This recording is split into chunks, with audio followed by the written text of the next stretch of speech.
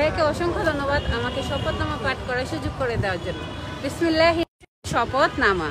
আমি নিজের সাথে শপথ করিতেছি যে আমি নিজের বলার মতো একটা গল্প ফাউন্ডেশন থেকে টানা 90 দিনে যে শিক্ষা ও দক্ষতা অর্জন করেছি তা আমার জীবনের প্রতিটি ক্ষেত্রে কাজে লাগাবো। কখনো কোনো অসৎ কাজ বা ব্যবসার সাথে জড়িত হব না। কাউকে কখনো খারাপ পণ্য বা সেবা দিব না। দেশীয় পণ্যকে বিশ্বের দরবারে তুলে ধরবো। কাউকে কোনোদিন ঠকাবো না।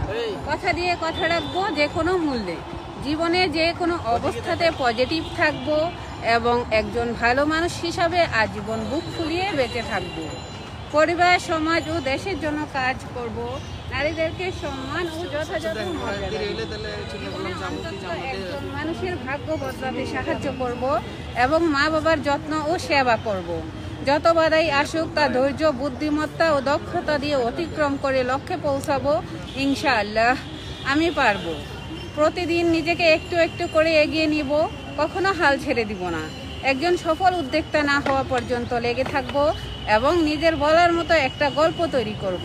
ইকবাল বাহা চাই স্যার, সাধারণ থেকে অসাধারণ হয়ে ওঠার চর্চা, নিজের বলার মতো একটা গল্প ফাউন্ডেশন। পরিচয় দিন।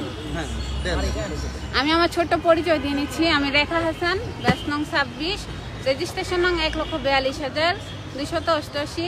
আমার নিজ জেলা নারায়ণগঞ্জ, বর্তমান অবস্থান ঢাকা লালবাগে। বিবাহ সূত্রে আমার উদ্যোগী পণ্য হচ্ছে হোম ডেকোর প্রোডাক্ট, যেমন সোফার কাভার, দরজা জানালার পর্দা, বিছানার চাদর, পাশাপাশি মেয়েদের কিছু আইটেম নিয়ে কাজ করতেছি। আমার পণ্য বা সেবা আপনাদের কার যদি প্রয়োজন হয় নক দিবেন, ইনশাল্লাহ সেটা দেওয়ার চেষ্টা করব। আসসালামু আলাইকুম সকলকে। অসংখ্য ধন্যবাদ আমাদের রেখা হাসান আপুকে।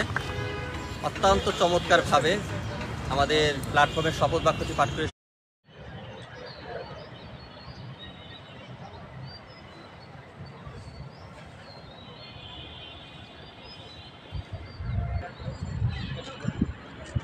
না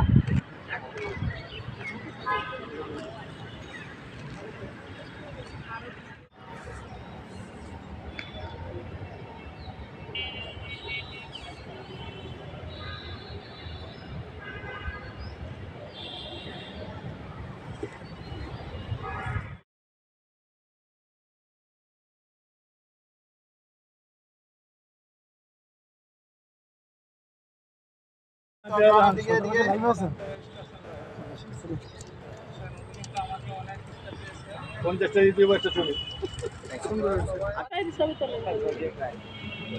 সবাই আছে আমাদের সাথে।